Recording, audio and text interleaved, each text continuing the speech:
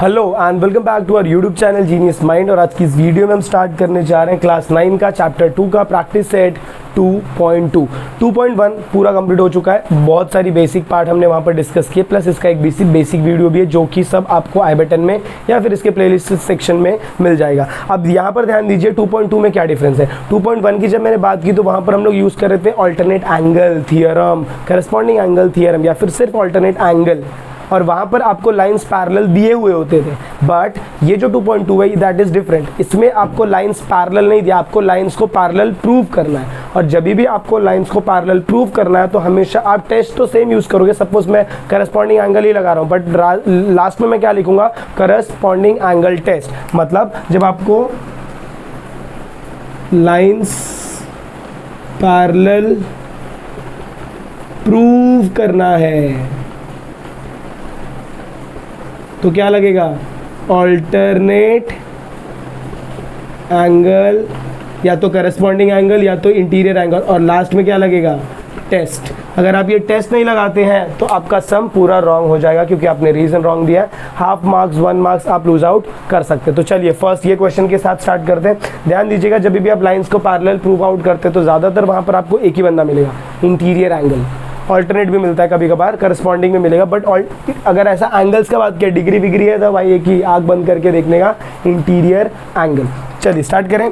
यहाँ पर आपको ये नहीं, अभी यहाँ पर आपको ये नहीं लिखना line M parallel to line N, वो एंड में होगा क्योंकि वो तो हमें प्रूव करना है। तो हम क्या लिखेंगे, angle x is equal to 71 degree, angle y is equal to 108 degree. अब अगर मैं ध्यान से देखूँ तो दोनों अंदर के एंगल है, मतलब दोनों इंटीरियर एंगल। अच्छा, अगर ये इंटीरियर एंगल है इसका मतलब दोनों का एडिशन कितना होगा, 180 डिग्री होना चाहिए। अगर 180 डिग्री हो रहा है मतलब ये क्या हो जाएंगे, इंटीरियर एंगल। और अगर ये इंटीरियर एंगल है, और इंटीरियर एंगल कौन बनाता है, पैरेलल लाइंस, मतलब ये दोनों लाइंस क्या होंगे, पैरेलल लाइंस होंगे। तो वैसे हम चेकआउट करेंगे तो क्या करेंगे, पहले इनको add, angle x plus angle y is equal to 71 degree plus 108 degree which is nothing but 179 degree. Shit 1 degree से चूक गया है, 1 डिग्री से ऐड करोगे तो आपको इधर कितना मिलेगा, 179 डिग्री। देयरफॉर आप क्या लिखोगे, angle x plus angle y is not equal to 180 degree. Therefore line M is not parallel to line N। आप ऐसे भी लिख सकते हो या तो फिर आप ऐसे लिख सकते हो, line M is not parallel, wordings में भी लिख सकते हो, is not parallel to line N। आपकी मर्जी, बस इतना ही करना है, ज़्यादा कुछ नहीं। Please take a note of this. तो चलिए मूव ऑन करते हैं next question, that is your question number 2। Question number 2 में आप देखेंगे तो इसमें भी सेम दिया है, 3 वैल्यूज दे, देखो ए और सी एंड बी, ए बी सब ऐसा दे दिया है।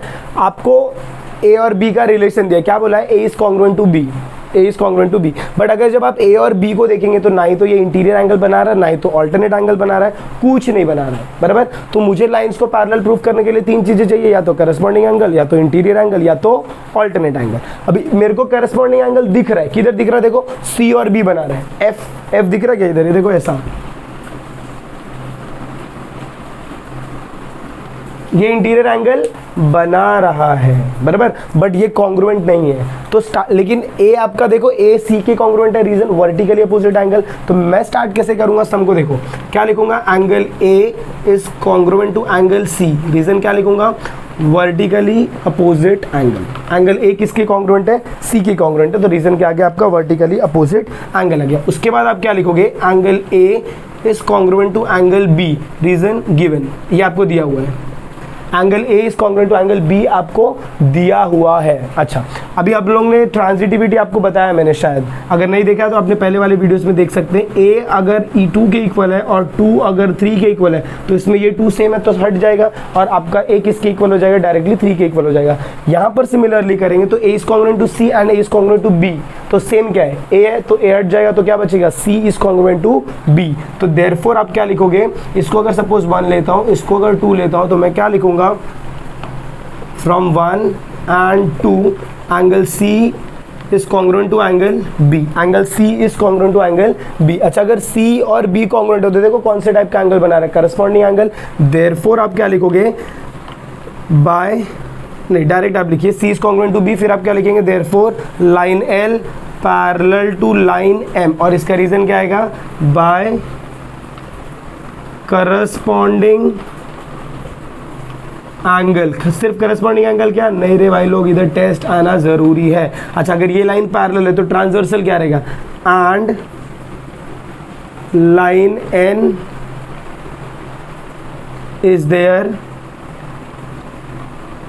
Transversal, line L is their transversal. बस इतना सा ही लिखना है, ट्रांजिटिविटी याद रखने का, एक का रिलेशन डायरेक्ट नहीं बन रहा, तो एक को मैंने पहले सी के साथ कन्वर्ट किया, सी के साथ इक्वल होता है, और ए मेरा बी के भी इक्वल है, तो दोनों में सेम क्या है ए, तो ए गायब हो जाएगा, and C will be equal to B. और अगर सी और बी इक्वल है तो by corresponding angle test both the lines are parallel. I hope आपको क्वेश्चन समझ में आया, please take a note of this. तो चलिए मूव ऑन करते हैं next question, that is your question number 3। ये भी बहुत सिंपल है, बहुत इंटरेस्टिंग है, सिर्फ आपको यहाँ पर क्या यूज करना है, रिलेशन बनाना है। ट्रांजिटिविटी हमेशा आपको दिमाग में रखनी है, एक दूसरे के इक्वल है और यही बंदा तीसरे के इक्वल है, तो ये जो कॉमन बंदा है वो गायब हो जाएगा, बाकी के दोनों क्या रहेंगे, इक्वल रहेंगे। सेम फंडा हम इधर भी यूज करने वाला है भाई लोग। देखो एक ही ट्रांसवर्सल आपको दिया है, ट्रांसवर्सल का नाम आपको क्या दे दिया है, के दे दिया है, और बाकी तीनों लाइन्स क्या है, पैरेलल लाइन्स है। बट पैरेलल लाइन्स वो आपको दिख रहे हैं नहीं, वो आपको प्रूव करना है। क्या प्रूव करना है कि line L is parallel to line N. चलिए स्टार्ट करते हैं। देखो जब आप देखोगे B is equal to A, reason corresponding angle, reason क्या, करस्पॉन्डिंग एंगल, तो आप क्या लिखेंगे, angle A is congruent to angle B, reason क्या लिखूंगा, करस्पॉन्डिंग एंगल, सिर्फ क्या लिखूंगा, करस्पॉन्डिंग एंगल। अच्छा अगर ये करस्पॉन्डिंग एंगल होगा क्या, डायरेक्टली करस्पॉन्डिंग एंगल, उसके लिए क्या होना चाहिए, लाइंस को पैरेलल दिया होना जरूरी होना चाहिए, बट लाइंस को पैरेलल दिया है क्या, नहीं दिया है। इसका मतलब आपको क्या करना पड़ेगा, यहाँ पर आप करस्पॉन्डिंग एंगल नहीं लिख सकते। क्यों नहीं लिख सकते, क्यों, क्योंकि अगर आप करस्पॉन्डिंग एंगल लगा रहे हो तो आपको लाइन पैरेलल होना चाहिए, बट वो नहीं है। बट ये देखो इधर दिया ना इक्वल, तो डायरेक्टली में रीजन क्या लिखेगा, गिवन। अब समझा क्या, कैसे रीजन आपको पुट आउट करने हैं। इसके बाद देयरफॉर बाय, अब मैं लिखूंगा करस्पॉन्डिंग एंगल, बट सिर्फ एंगल नहीं, इसके साथ एक्स्ट्रा क्या आएगा, बाय करस्पॉन्डिंग एंगल टेस्ट। कौन से दो line, line L will be parallel to line M, line L मेरा किसको पैरेलल हो जाएगा, लाइन एम को। इसको मैं क्या पुटअप करूंगा, स्टेटमेंट नंबर 1। इसके बाद ए बी और ए हो गया। अब एक्स और वाई की बारी, एक्स और वाई देखो तो कैसे एंगल बना रहे, ऑल्टरनेट एंगल बना रहे, तो मैं इसके बाद क्या लिखूंगा, angle X is congruent to angle Y, reason क्या लिखूंगा, भाई लोगों देखो गिवन है, आप इधर ऑल्टरनेट लिख दोगे, खत्म, आंसर गलत हो जाएगा। क्यों, क्योंकि लाइंस पैरेलल होगी तो ऑल्टरनेट होगा ना। चलिए इसके बाद क्या करेंगे, एक्स इक्वल टू वाई है, फिर क्या लिखेंगे, बाय ऑल्टरनेट एंगल टेस्ट। कौन से line, line M parallel to line N, ये आपको दिखेगा फ्रॉम स्टेटमेंट नंबर 2। अच्छा अभी 1 और 2 को ध्यान से देखो, क्या सेम है, लाइन एम सेम है, तो मैं क्या लिखूंगा, फ्रॉम 1 एंड 2 लाइन एम क्या इक्वल है ना, तो मैं क्या लिखूंगा, line L parallel to line N. हो गया प्रूफ, बस इतना ही है। इसमें से सेम क्या था, लाइन एम सेम था, तो उसको हटा दिया, तो यहाँ पर क्या बचेगा, लाइन एल, और यहाँ पर क्या बचेगा, लाइन एन, तो line L parallel to line M by transitivity. Please take a note of this. I hope आपको क्वेश्चन समझ में आया, बहुत ही सिंपल क्वेश्चन है, ज़्यादा कुछ उतना हार्ड नहीं है, खाली आपको क्या कंसेप्ट आना चाहिए। कंसेप्ट वाली वीडियोज अगर आप देखेंगे तो क्लियर आउट हो जाएगा। Please take a note of this. तो चलिए मूव ऑन करते हैं next question, that is your question number 4। जब आप क्वेश्चन नंबर 4 को देखते हैं, अभी तक के सारे क्वेश्चन सिंपल थे इस प्रैक्टिस सेट के, बट अब यहाँ से आपके क्वेश्चंस चेंज होंगे, थोड़े ट्रिकी क्वेश्चंस आएंगे। ज्योमेट्री के हर एक क्वेश्चन को, ऐसे सारे क्वेश्चंस को सॉल्व करने के 2 या 3 मेथड होते हैं, हम सबसे ईजी मेथड के साथ जाने वाले हैं। और भी मेथड्स हैं जो आप, अगर आपको वो ईजी लगे तो आप उसके थ्रू जा सकते हैं, बट मैं यहाँ पर जो सबसे ईजी होगा, जो सब लोग के लिए अंडरस्टैंडेबल है, वही पार्ट उसी हिसाब से सॉल्व आउट करूँगा। इसका डिस्कशन अगर आप करें तो आपको फाइंड करना है ABC, ये एंगल फाइंड करना है। अब ये एंगल को फाइंड करने के लिए मुझे ये दोनों एंगल का यूज करना है। आपको सबसे पहले क्या बोला, line AB is parallel to line DE, ये आपको बोला हुआ है, और उसके बाद आपको हिंट में ये बोला है कि आपको एक ऐसा लाइन ड्रॉ करना है फ्रॉम पॉइंट C, जो मैंने ब्लैक लाइन ड्रॉ किया है, इसको आपको कंस्ट्रक्शन में लिखना है। ऐसा लाइन ड्रॉ करना है जो कि किसको पैरेलल होना चाहिए, AB को पैरेलल होना चाहिए। अब ध्यान से सुनना, AB पैरेलल टू DE है और AB पैरेलल टू CF भी है, मतलब ये बंदा बीच में कॉमन है, मतलब ये तीनों लाइंस क्या होंगे, आपस में पैरेलल होंगे। मैं एक का फ्रेंड हूँ और मैं दूसरे का भी फ्रेंड हूँ, मतलब हम तीनों आपस में फ्रेंड है। वैसे ही सेक्शन यहाँ पर यूज होगा, तो हम उसी चीज को यूज करके ट्रांसवर्सल बदल के सम को सॉल्व आउट करेंगे। तो चलिए स्टार्ट करते हैं सॉल्यूशन के साथ। सबसे पहले मैं क्या लिखूंगा, line AB parallel to line DE, इसका रीजन क्या आएगा, गिवन।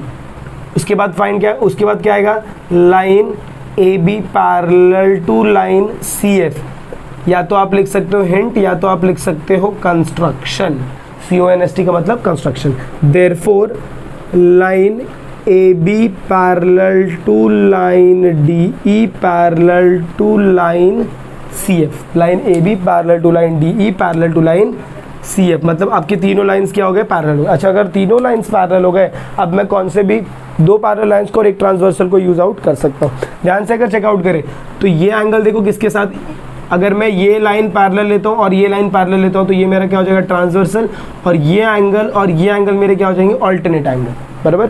बट मुझे सिर्फ ये एंगल पता है, ये नहीं पता। अब इसको फाइंड करने के लिए मेरे को इधर जाना पड़ेगा। तो सबसे फर्स्ट स्टार्टिंग स्टेप देखो, अब ये एंगल आप भूल जाओ थोड़ी देर के लिए। अगर मैं ये एंगल और ये एंगल की बात करता हूँ तो ये पैरेलल लाइन और ये पैरेलल लाइन होगा, और ये क्या होगा, ट्रांसवर्सल, और ये इसके अंदर का एंगल है। अंदर का एंगल मतलब क्या, इंटीरियर एंगल। तो मेरा स्टेटमेंट क्या जाएगा, देखिए मैं क्या लिखूंगा, line D E parallel to line C F, line D E parallel to line C F on transversal. Transversal ध्यान से देखो, लाइन डी ई इधर है ये, और लाइन सी एफ इधर, इसको कौन जोड़ रहा है, डी सी। तो क्या लिखेंगे, ऑन ट्रांसवर्सल डी सी। कौन से दो angle, first angle measure angle E D C plus measure angle D C F is equal to आपका कितना होगा, 180 डिग्री। रीजन आप क्या लिखोगे, इंटीरियर एंगल। रीजन क्या लिखेंगे, इंटीरियर एंगल। चलिए ईडीसी का वैल्यू आपको कितना दिया, 80 डिग्री, ये गिवन है। फिर plus measure angle D C F is equal to 180 degree. फिर क्या होगा, measure angle D C F is equal to 180 degree minus 80 degree, मतलब क्या होगा, measure angle D C F is equal to 100 degree. मतलब ये एंगल आपको कितना मिल गया, 100 डिग्री, और ये एंगल आपको कितना दिया, 50। अच्छा, अगर मेरे को दोनों एंगल को ऐड करना है तो मुझे क्या लगाना पड़ेगा, एंगल एडिशन प्रॉपर्टी। मुझे अगर पूरा एंगल चाहिए तो मुझे 50 प्लस 100 करना पड़ेगा। अब 50 का एंगल क्या है, BCD है, और 100 का एंगल क्या है, DCF है। देखिए ध्यान से, इसके बाद आप क्या लिखेंगे, measure angle BCD plus measure angle DCF is equal to measure angle, ये दोनों को ऐड करके कौन सा बड़ा एंगल मिलेगा, BCF। तो यहाँ पर मैं क्या लिखूंगा, BCF, और रीजन में मेरा क्या आएगा, angle addition property, angle addition property. अब BCD का वैल्यू देखो आपको कितना दिया, 50 डिग्री, तो यहाँ पर हम लिखेंगे 50 डिग्री प्लस DCF का वैल्यू आपको कितना दिया है, 100 degree, which is equal to measure angle BCF। Therefore, measure angle BCF is equal to 150 degree.